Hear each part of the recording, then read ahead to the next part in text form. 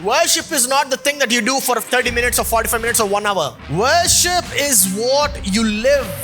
So basically, in order to give importance or in order to value God, you got to know God. Without knowing, you cannot value somebody. The person that you know the most about is the person that you talk the most about and the person that you love the most about. If you're ignorant, your ignorance is going to bring you shame. If your way doesn't reach your destination, then your way becomes the destination. Maybe the Israelites would have taken 4 years to reach Canaan, but they took 40. They would have taken 4 days or 40 days max, but because their way became their God, it took long time. This car became the idol for the businessman. Why? Because he took me to his garage to show that Italian car. You know what that means? He doesn't care about how the condition the car runs, but all he cares is how it looks. Maybe some of us are like that. We don't care how our life is. We want to look good. Shine and bright from the outside. Personality from outside. Municipality inside. So the attraction towards methodology is something we got to deal with today. Alright, so let's dive into the word today.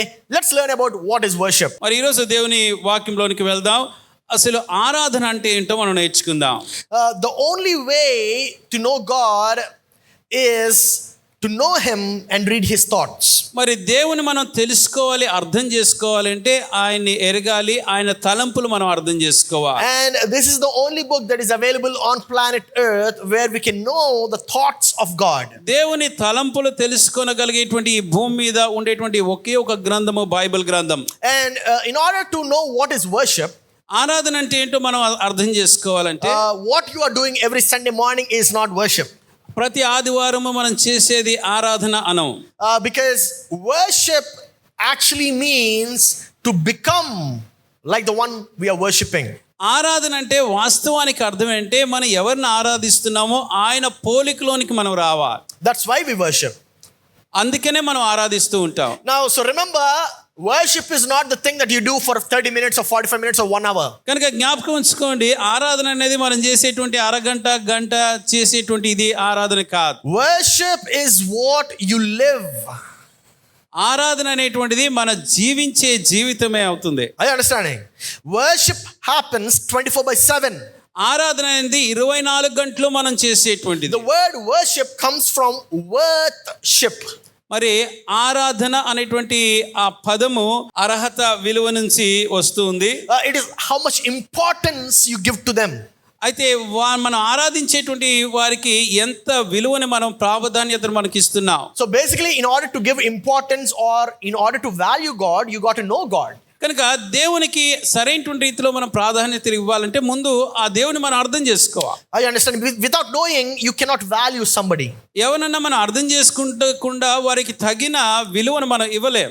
The person that you know the most about is the person that you talk the most about and the person that you love the most about. మనం ఎక్కువగా పరిచయం ఉన్నటువంటి వ్యక్తి అంటే ఆయన గురించి వారి గురించి ఎక్కువ మాట్లాడుతుంటాం, వారి గురించి ఎక్కువ తెలిసిన వారం అవుతాం. For example, if I ask you who is the person that you love the most, మరి ఉదాహరణకి మిమ్మల్ని మీరు అతిగా ప్రేమించేవారు ఎవరు అని మిమ్మల్ని you అడిగితే immediately jump and you say, Pastor, I love my dad, I love my mom the most, or you love your wife or your husband. వెంటనే పాస్టర్ గారు మా నాన్నగారిని, మా అమ్మగారిని, లేక నా భర్తని, నా భార్యని నేను అతిగా ప్రేమిస్తాను, ఎక్కువగా అందరికన్నా ప్రేమిస్తాను అని చెప్తాం. Why? Because you know them the most. ఎందుకంటే వారి గురించి మీకు చాలా ఎక్కువ, అందరికన్నా ఎక్కువ వారి గురించి తెలుసు. You know when they rise up, when they sleep, when they eat, when they go around. వారు ఎప్పుడు లెగిస్తారు, ఎప్పుడు భుజిస్తారు, ఎప్పుడు పనులు చేసుకుంటారు, ఎప్పుడు నిద్రపోతారో మనకి తెలుసు. And the person who contributes the most to you is the person that you talk the most about. మీ జీవితానికి ఎక్కువగా ఇచ్చేటువంటి ఆ వ్యక్తి గురించే మనం ఎక్కువగా మాట్లాడుతూ ఉంటాం. Are you understanding? You talk the most about your mom because your mom used to contribute to you the most. మీ తల్లి గారి గురించి మీరు ఎక్కువ మాట్లాడుతూ ఉన్నారు. దానికి కారణం ఏంటంటే మీ తల్లి గారు మీకు ఎక్కువగా ఇచ్చేటువంటి వారు. If they don't contribute, they don't really matter to you anything. మీకు కానీ వారు ఇవ్వడం లేక సహాయకరంగా సన్నిహితం లేకపోతే మీరు అంత పట్టించుకోరు. So in order to talk about God, you got to know about God. కనుక దేవుని గురించి మనం చెప్పాలి, వివరించాలంటే అసలు దేవుని ముందు తెలుసుకోవాలి. So in order for God to contribute more to you, you got to have a relationship with God. దేవుడు మీ జీవితంలో ఇంకా ఎక్కువ అనుగ్రహించాలి అనుకుంటే ఆ దేవునితోని సరైనటువంటి సంబంధం, సహవాసం మనకు ఉండాలి. Now that is worship. అది ఆరాధన. Are you understanding? So worship happens when you sit, worship happens when you walk, worship happens when you talk, worship happens when you think. కనుక మనం కూర్చున్న, లేచిన, మాట్లాడిన, ఆలోచించిన ఆరాధన మనం చేస్తూ ఉంటాం. That is worship. అది అసలైన ఆరాధన. You know, whenever I need something, I take a walk, I talk with God and God answers me. నాకేమైనా కావాలంటే నేను అలా ప్రభు దగ్గరికి వెళ్తాను, ఆయనతో మాట్లాడి విన్నవించుకుంటా, ఆయన నాకు జవాబిస్తూ ఉంటాడు. It need not necessarily be for you to go on your knees and pray. ఏదో మోకరించి ప్రార్థన చేయాల్సిందే అని లేదండి. I take a walk and I pray. నేను అలా నడుచుకుంటూ దేవునికి ప్రార్థిస్తూ ఉంటా. Sometimes I don't even utter any words. I simply shut my mouth and I take a walk and God starts speaking to me. ఒక్కొక్కసారి నేను పదాలు కూడా నేను పలకను, కేవలం నేను ఆలోచన భావనతోని నడుచుకుంటూ ప్రభు సన్నిధిలో వెళ్ళినప్పుడు ఆయన నా ప్రార్థన ఆలకిస్తాడు. So the attraction towards methodology is something we got to deal with today. కనుక ఆ విధానానికి మనం ఆకర్షణీయం ఎలాగవుతాం అన్నది ప్రాముఖ్యమైనది. Because sometimes we fall in love with the methodology rather than the destination. మరి ఒక్కొక్కసారి మనం ఆ గమ్యానికన్నా గమ్యాన్ని చేరుకునే విధానం మీద మనం ఎక్కువ ఆకర్షణీయం అవుతూ ఉంటాం. And that's what messes our lives.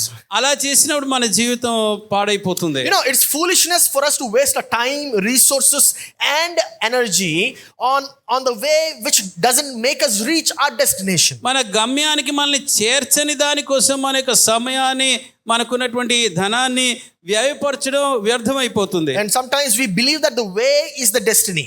ఒక్కొక్కసారి మన యొక్క మార్గమే మన గమ్యము అనుకుంటాం. Way is not destiny.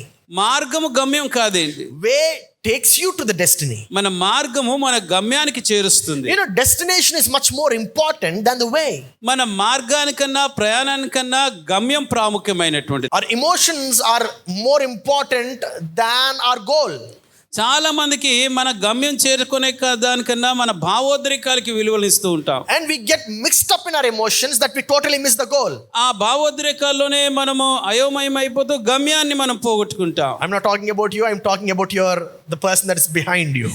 మీ గురించి కాదులేండి, మీ పక్కనున్న వారి గురించి చెప్తున్నాను. We get so mixed up in our emotions మన భావోద్రేకాల్లో ఎంత చిక్కుబడిపోతామంటే that we even forget the reason why we even started having that communication. అసలు ఈ సంభాషణ ఎందుకు ఆరంభించాము అన్నది కూడా మర్చిపోతాం. You know, that is one of the greatest even the greatest challenge to God is to make mankind realize that the destiny is much more important than the way. మార్గానికన్నా గమ్యం ప్రాముఖ్యమైందన్న ప్రాధాన్యతనే విషయాన్ని మనకి తెలియజేయడానికి దేవుడు కూడా కష్టం అనిపిస్తుంది.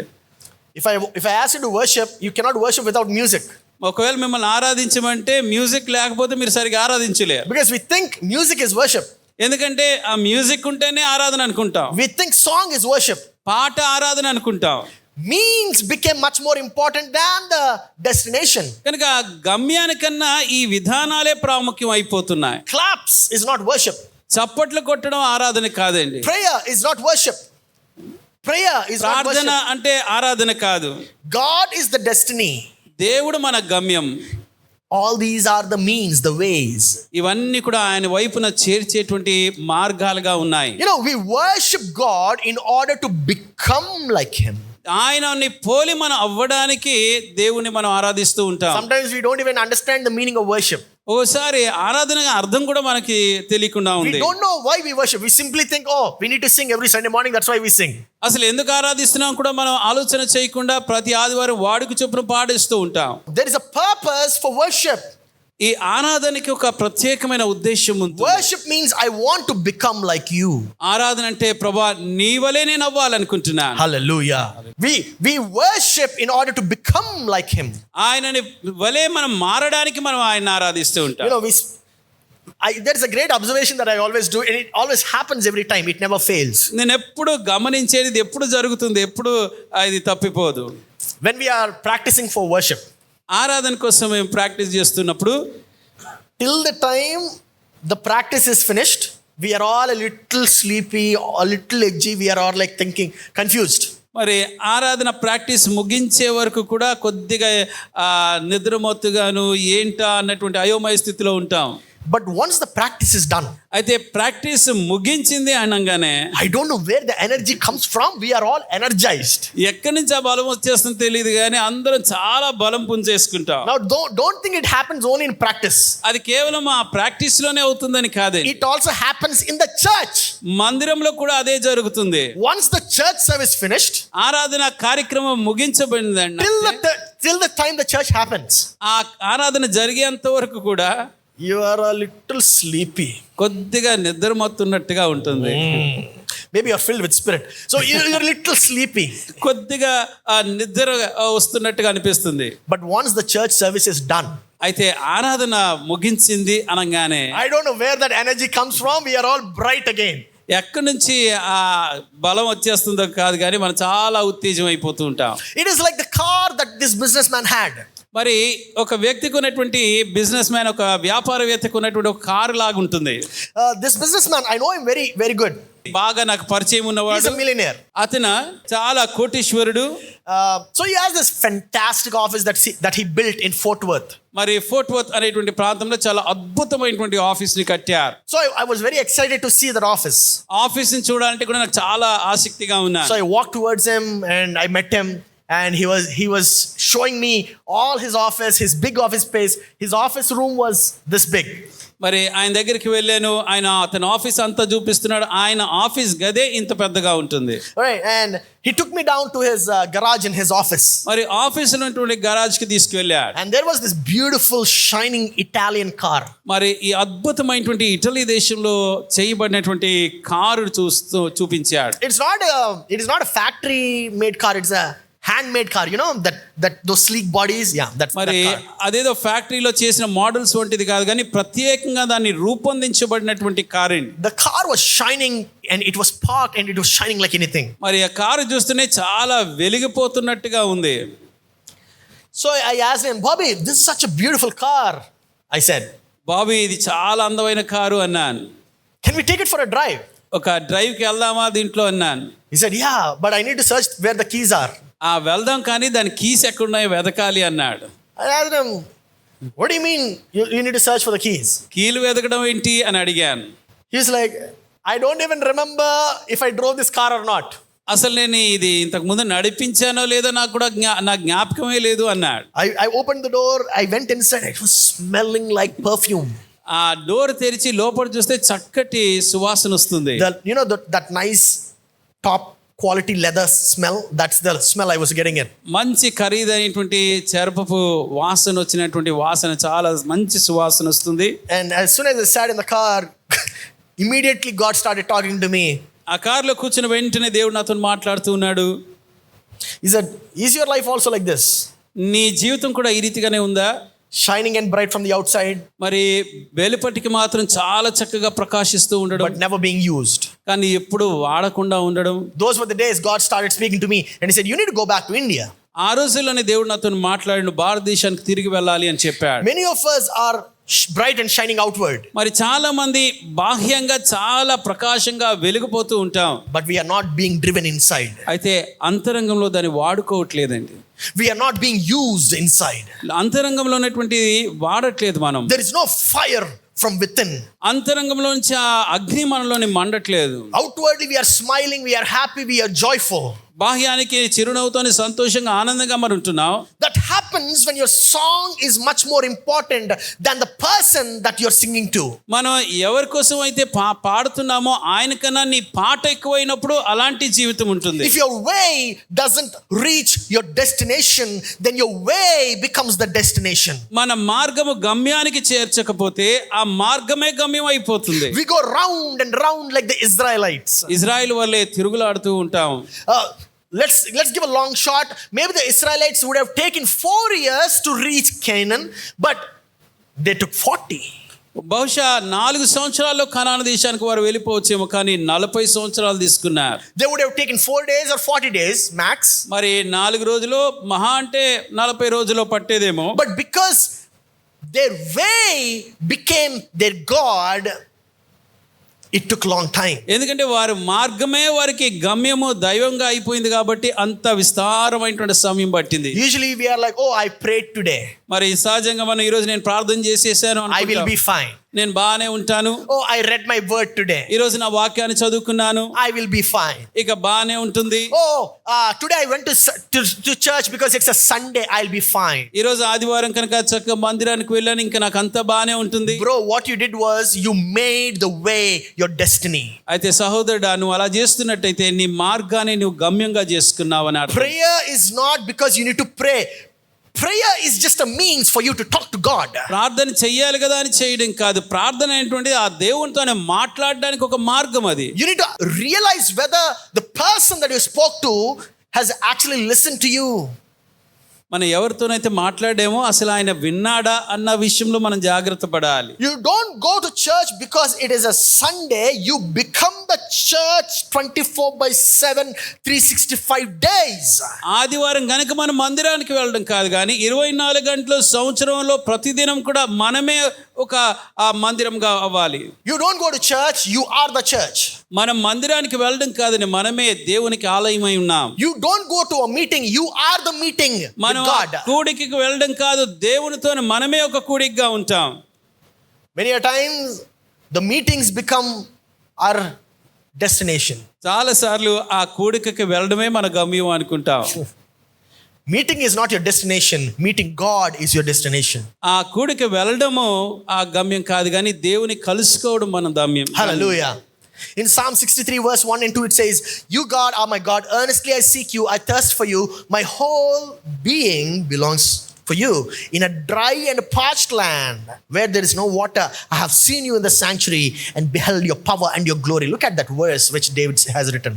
మరి దావీదు రాసినటువంటి కీర్తనల గ్రంథము 63వ అధ్యాయం మొదటి 2 వచనాలు మనం చూద్దాం. దేవా, నా దేవుడవు నీవే, వేకువనే నిన్ను వెదుకుదును, నీ బలమును నీ ప్రభావమును చూడవలని నీ పరిశుద్ధాలయమందు నేను ఎంతో ఆశతో నీ తట్టు కనిపెట్టి ఉన్నాను. నీళ్ళు లేక ఎండియున్న దేశమందు నా ప్రాణం నీ కొరకు తృష్ణ గొని ఉన్నది. నీ మీద ఆశ చేత నిన్ను చూడవలనని నా శరీరము కృషించుచున్నది. It says in a dry and a parched land. మరి ఆ నీళ్ళు లేక ఎండినటువంటి ఆ దేశంలో అంటున్నాడు. Are you understanding? In a dry and a parched land where there is no water, still I seek you. నీళ్ళు లేక ఎండి ఉన్న దేశమున నా ప్రాణం నీ కొరకు తృష్ణ కొనుచు ఉన్నది. Now what did David do? దావీదు ఏం చేశాడు? David prioritized God than water. ఆ నీళ్ళ కన్నా దేవుడు తనకి ప్రాధాన్యతగా ఉంచుకున్నాడు. If some problem comes, ఒకవేళ ఏదైనా సమస్య మనకు వచ్చింది we అనుకోండి, forget God. దేవుని మర్చిపోతాం. We try to seek our own help.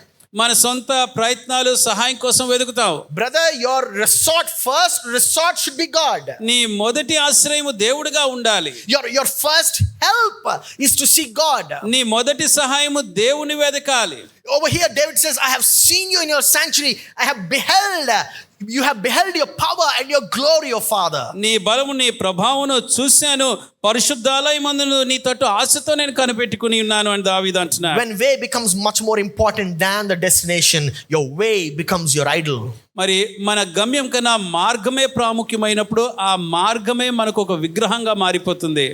This car became the idol for the businessman. ఆ వ్యాపారవేత్తకి ఈ కారు ఒక విగ్రహంగా అయిపోయింది. Why? Because he took me to his garage to show that Italian car. ఆ మంచి Italian car చూపించడానికి ప్రత్యేకంగా గరాజ్కి నన్ను తీసుకువెళ్ళాడు. You know what that means? దానికి అర్థం ఏంటో తెలుసా? He doesn't care about how the condition that car runs. మరి అది ఎలాగ నడుస్తుందో పట్టించుకోడు. But all he cares is how it looks. అది ఎంత విలువైనదిగా కనబడుతుందా అన్నది మాత్రమే చూస్తున్నాడు. Maybe some of us are like that.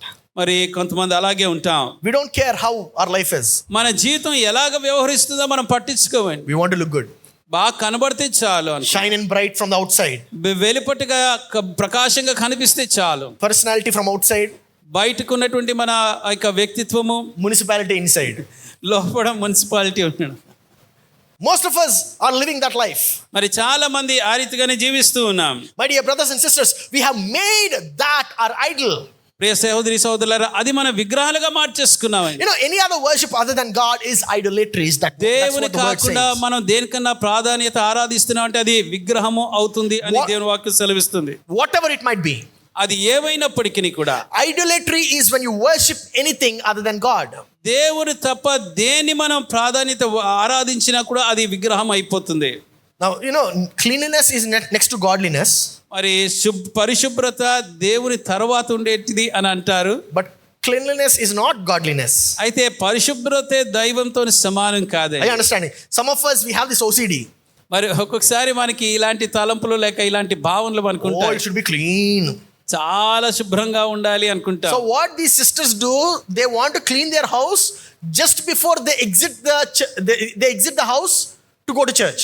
మరి మందిరానికి ఆ అడుగు బయట పెట్టక ముందు ఇల్లంతా శుభ్రం చేసేసుకోవాలి అనుకుంటా. Oh, God said cleanliness is next to godliness, so I need to clean my house. మరి దైవత్వం తర్వాత మరి శుభ్రతే ప్రాముఖ్యమైంది కదా, నా ఇంటిని పరిశుభ్రంగా ఉంచుకోవాలి అనుకుంటా. Very good, sister, but you don't clean your house just before you exit the house. You clean your house well prepared and planned. అది మంచిదే కానీ మనం బయటికి వెళ్ళాల్సినప్పుడు వెళ్ళక ముందు అది శుభ్రం చేసుకోవడం కాదు, కానీ ముందుగానే సిద్ధపడి ముందుగానే దాన్ని శుభ్రం చేసుకోవాలి. For some of us, our hair clip is our idol.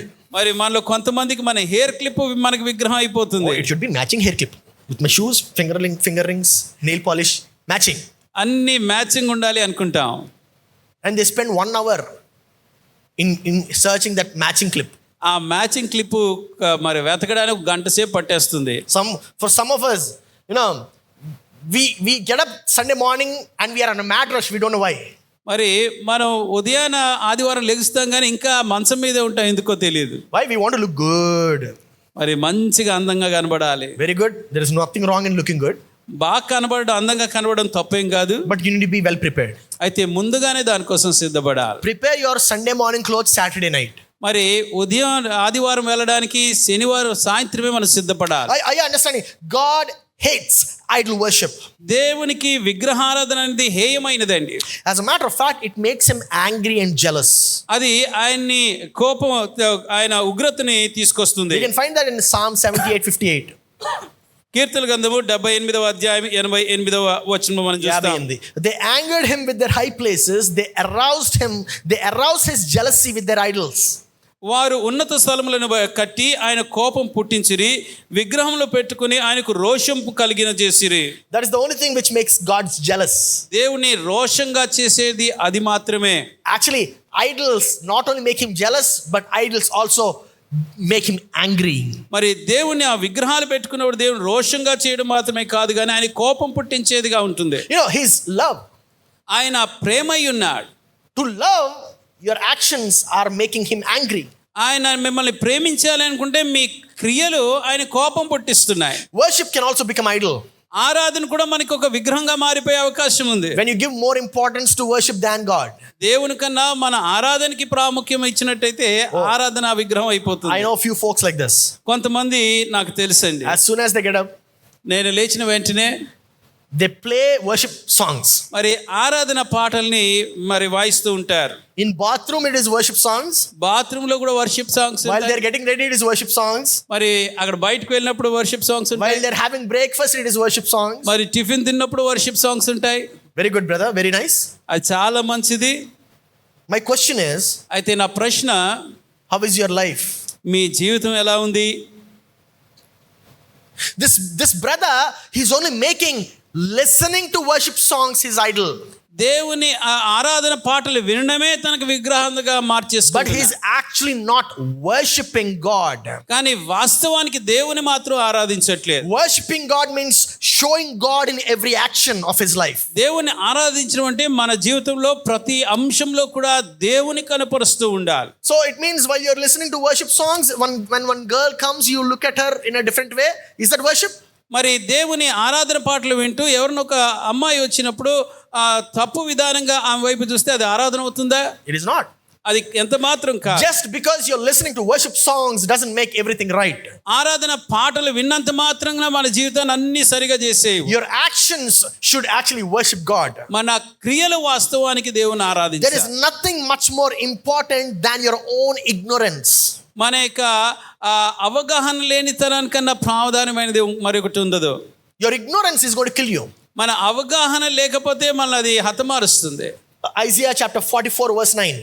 యెషయా గ్రంథం 44వ అధ్యాయం 9వ వచనం. All who make idols are nothing, and the things they treasure are worthless.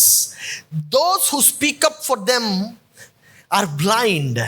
They are ignorant to their own shame. విగ్రహంను నిర్మించు వారందరూ మాయ వంటి వారు, వారికి ఇష్టమైన విగ్రహంలో నిష్ప్రయోజనములు, తామే అందుకు సాక్షులు. వారు గ్రహించువారు కారు, ఎరుగువారు కారు, గనుక వారు సిగ్గుపడరు. If you're ignorant, your ignorance is going to bring you shame. మనం గ్రహించకపోతే అది మనకి అవమానాన్ని మిగులుస్తుంది. If you're not ignorant, it brings you glory. మనం ఆ గ్రహింపు కలిగి ఉన్నట్టయితే మనకి మహిమని కలుగజేస్తుంది. My dear brothers and sisters, there is nothing much more important than God. అయితే నా ప్రియ సహోదరి సహోదరులారా, దేవునికి మించిన ప్రాధాన్యత మరొకటి లేదండి. But if you create your own idols, అయితే మన సొంత విగ్రహాలను కానీ మనం కట్టుకుంటే it's going to destroy you. అది మనల్ని పాడు చేస్తుంది. Your own ignorance means not knowing. గ్రహింపు లేకపోవడం అనగా మనం అర్థం చేసుకోకుండా ఉన్నట్టయితే it's going to give you shame. అది మనకి అవమానాన్ని కలుగజేస్తుంది. Maybe that's why your life is full of shame. అందుకనే ఒక్కోసారి మన జీవితం అవమానంతో నిండిపోతూ ఉంటుంది. And maybe you're asking God, remove this shame. ప్రభువా, ఈ అవమానం తొలగించని బహుశా మీరు ప్రార్థన చేస్తున్నారేమో. And God says, don't be ignorant. మరి ఆ జ్ఞానం లేని వాడిగా నువ్వు ఉండొద్దు అంటున్నాడు. Be a person with knowledge. మరి జ్ఞానం కలిగిన వాడిగా, గ్రహింపు కలిగిన వాడిగా నువ్వు ఉండాలి. The Bible says your idol is useless for you. మీ విగ్రహంలో మీకు నిష్ప్రయోజములు అని అంటాడు. You know, in Revelation chapter 4 verse 11, we say, you are worthy, our Lord God, to receive glory and honor and power, for you created all things, and by your will they were created and have their being.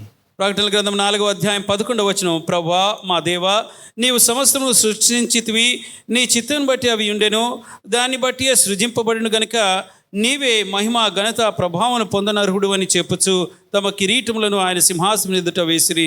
Now answer me this, who is worthy of your glory, honor and power? ఈ విషయాన్ని నాకు చెప్పండి. మీ యొక్క మహిమకి, మీ యొక్క ఆ ఘనతకి, ఆ ప్రభావానికి ఎవరు యోగ్యులు? Who? God. దేవుడు మాత్రమే. It is not your idol, right? అది మన విగ్రహాలు ఎంత మాత్రం కాదండి. Stop showcasing your idol. మీ విగ్రహాలని కనపరుచుకోవడం ఆపేద్దాం. As a matter of fact, destroy your idol. వాస్తవానికి అసలు ఆ విగ్రహాలు ఉంటే వాటిని పాడు చేయాలి, హతమార్చాలి. The reason why God isn't listening to your song is because you have made your song much more important than the one whom you're singing to. దేవుడు మన పాటలు ఎందుకు వినట్లేదంటే మనం ఎవరి కోసం అయితే పాడుతున్నామో ఆయన కన్నా పాటలకి ప్రాముఖ్యత ఇస్తున్నాం. You have made your shirt much more important than the one whom you're wearing to. మరి ఎవరి దగ్గరికి మనం, ఎవరి కోసం మనం ఈ షర్ట్ను వేసుకుంటున్నామో వారికన్నా షర్ట్ని ప్రాముఖ్యతగా చూసుకుంటున్నాం. We waste a lot of time dressing ourselves that we come late to the church. మరి మనం అలంకరించుకోవడానికి ఎక్కువ సమయం ఇచ్చేస్తూ మందిరానికి ఆలస్యంగా వస్తూ ఉంటాం. God is not even listening to your prayer because you have made your prayer more important than God. దేవుని కన్నా నీ ప్రార్థనను ప్రాధాన్యత ఇస్తున్నావు కనుక దేవుడు నీ ప్రార్థన వినట్లేదు. We forgot whom we were praying to. అసలు ఎవరి కోసం, ఎవరికి మనం ప్రార్థన చేస్తున్నామో అది మర్చిపోతున్నాం. And we started emphasizing on the sounding. మరి ఎలాంటి పదజాలం, ఎలాంటి శబ్దము, స్వరంతో చేస్తున్నాం దాని ప్రాముఖ్యత ఇస్తున్నాం. Oh, mighty Father. We create that voice, you know? ఆ రీతిగా గంభీరమైనటువంటి స్వరంతో పాడాలి, ప్రార్థించాలి అనుకుంటాం. I'm like, all of a sudden, man, what happened to him? Is he okay? పక్కన వారు ఏమైంది, దీనికి బాగానే ఉన్నాడా అనుకుంటారు. Your sounding, if your sounding is much more important than the one whom you're praying to, then it's useless. మనం ప్రార్థన చేస్తున్న ఆయనకన్నా మన స్వరము ప్రాముఖ్యత మనం అనుకుంటే అది నిష్ప్రయోజనం. 1 John 5:21. మొదటి యోహాను 5వ అధ్యాయము 21వ Dear children, వచనం. keep yourselves from idols. చిన్నపిల్లారా విగ్రహముల జోలికి పోకుండా జాగ్రత్తగా ఉండుడి. That's it. అంతేనండి. That's it. The verse is simple. మరి చాలా సులువుగా తేటగా ఇక్కడ వచ్చిన ఉంది. Dear children, keep yourselves from idols. ప్రియ పిల్లలారా విగ్రహాల జోలికి మీరు వెళ్ళకండి అంటున్నారు. We as a children, we are very much attracted towards the outer rather than the inside. మరి పిల్లలుగా ఉంటున్నాం కనుక అంతరంగం దానికన్నా బాహ్యం దానికి ఎక్కువ ఆకర్షణీయంగా ఉంటుంది. Remember when you were a kid, you always liked going to exhibitions because of the lighting, the hip and happening that's happening outside. మన జ్ఞాపకం ఉంటే మనం చిన్నగా ఉన్నప్పుడు ఎప్పుడు ఎగ్జిబిషన్కి వెళ్ళాలని చాలా ఇష్టంగా ఉండేది. ఎందుకంటే బయటకు ఉన్నటువంటి ఆ వెలుగులు, అక్కడ జరుగుతున్న వాటిని మనం చూడాలి అనుకునే వాళ్ళం. But you don't know what's happening on the inside, the finances, the management that it needs to.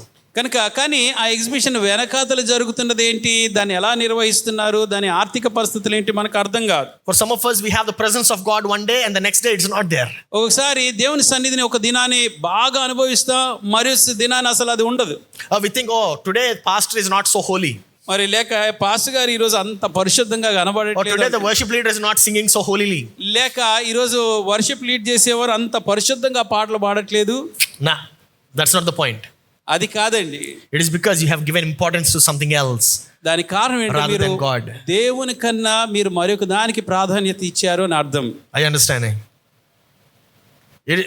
The pastor or the worship leader hasn't changed. God hasn't changed. You have changed. మరి pastor గారు worship leaders మారలేదు, దేవుడు మారలేరు, మీరు మారారు. We always try to blame other people for it, huh? మరి మనం చేసే వాటి అన్నిటికీ ఇతరులు నిందిస్తూ ఉంటాం. We always say, oh, other people are at fault. మరి ఆ ఇతరులే తప్పు చేశారు అని అంటూ ఉంటాం. Other people are not at fault. మరి వారి తప్పు కాదండి, Maybe it's your own fault. బహుశా మన తప్పేనేమో. Your hairstyle, మన హెయిర్ స్టైల్ కావచ్చు, your clip style, మన క్లిప్ స్టైల్ your కావచ్చు, nail polish. నెయిల్ పాలిష్ కావచ్చు. Maybe they can all become your idols. బహుశా ఇవన్నీ మనకి విగ్రహాలు అయిపోతున్నాయేమో. In Exodus chapter 20 verse 3 to 6 it says, you shall have no other gods before me. మరి నిర్గమకాండం 20:3-6 వచనాలు, నేను తప్ప వేరొక దేవుడు నీకు ఉండకూడదు. You shall not make for yourself an idol in the form of anything in heaven above or the earth beneath or in the waters below. పైన ఆకాశం అందే గాని, క్రింద భూమి అందే గాని, భూమి క్రింద నీల అందే గాని ఉండు దేని రూపమును అయినను విగ్రహమునైనను నీవు చేసుకొనకూడదు, వాటికి సాగిలపడి కూడదు. What does that mean? Heaven above or earth beneath or in the waters below? What does that mean? పైన ఆకాశము, భూమి అందు గాని, భూమి కిందన్నటువంటి జలములు కానీ అని అంటే అర్థం ఏంటి? Gold, బంగారము, silver, వెండి, house, ఇల్లులు, కార్లు, animals, మనకి ఉన్నటువంటి పెట్స్, money, డబ్బు కావచ్చు. everything is coming either from heaven above or earth below ఇవన్నీ కూడా or from the waters. పైనుంచో లేకపోతే భూమి ఎందో భూమి కింద ఉన్నటువంటి వాటి నుంచే వస్తూ ఉంటాయి. Are you understanding? It says you shall not bow down to them వాటికి మనం నమస్కరించకూడదు అంటున్నాడు, or worship them. వాటిని ఆరాధించకూడదు. For I, the Lord your God, am a jealous God. నేను నీ దేవుడైన యెహోవాను, నేను రోషం గల దేవుడను. It says, punishing the children for the sin of the fathers to the third and the fourth generation of those who hate me. నన్ను ద్వేషించే వారి విషయంలో 3-4 తరముల వరకు తండ్రుల దోషమును కుమారుల మీదకి రప్పించుచు నన్ను ప్రేమించి. Are you understanding? God cannot tolerate idolatry. మరి విగ్రహారాధనని దేవుడు ఎంత మాత్రం సహించలేడని. God cannot tolerate idols. మరి విగ్రహాలని దేవుడు ఎంత మాత్రం సహించడు. Many of us, we think idol means the figures that we find in temples. That is not only idols. Anything that you worship is an idol. మరి చాలా మంది విగ్రహారాధనగా ఆ ఆలయాల్లో పెట్టేటువంటి ఆ బొమ్మలు అనుకుంటాం, కానీ మనం దేవునికి బదులుగా దేన్ని ఆరాధించినా అది మనకు విగ్రహంగానే ఉంటుంది. God is jealous for his place. దేవుడు తన స్థానం కోసం రోషం కలిగినటువంటి వాడు. That makes me so happy. మరి అలా మనం ఆయనకి ఆ స్థానాన్ని ఇచ్చినప్పుడు చాలా సంతోషిస్తాడు. Do you know what that means? దానికి అర్థం ఏంటో తెలుసా? You know, if somebody is jealous for you, మీకోసం ఎవరైనా రోషంగా ఉన్నారు అంటే, when does jealousy come? ఎప్పుడు ఆ రోషం వస్తుంది వాళ్ళకి? When they love you. మిమ్మల్ని అంతగా ప్రేమిస్తేనే వస్తుంది. Amen. Do you know what that means? That means God loves you. అనగా దేవుడు మిమ్మల్ని అంత ప్రేమిస్తున్నాడని అర్థం. Turn to your neighbor and say, my God loves you. మరి మీ పక్కన వారిని చూసి నా దేవుడు నిన్ను ప్రేమిస్తున్నాడు అని చెప్పండి. And look at what happens. But showing love to 1,000 generations of those who love me and keep my commandments. అయితే నన్ను ప్రేమించి నా ఆజ్ఞలు గైకొను వారిని 1000 తరముల వరకును కరుణించుచు వాడినై ఉన్నాను. Hallelujah. Hallelujah. Hallelujah. Hallelujah. Jesus loves you. యేసు మిమ్మల్ని ప్రేమిస్తూ ఉన్నాడు. That's why he's jealous when you give somebody else the top priority rather than God. అందుకనే దేవుని కన్నా మరొక దానికి నువ్వు ప్రాధాన్యత ఇచ్చినప్పుడు ఆయనకి రోషం కలుగుతుంది. He loves you so much that he died for you. మిమ్మల్ని ఎంతగా ప్రేమించాడంటే మీకోసం ఆయన మరణించాడు. He loves you so much that he bled for you. మనని కోసము రక్తము కార్చినంతగా మనల్ని ప్రేమించాడు. My dear brothers and sisters, అయితే నా ప్రియ సహోదరి సహోదరులారా, shall we all stand to our feet? మనందరూ లేచి నిలబడదాం. Thank God for his love. ఆయన ప్రేమను బట్టి దేవునికి వందనాలు చెప్దాం.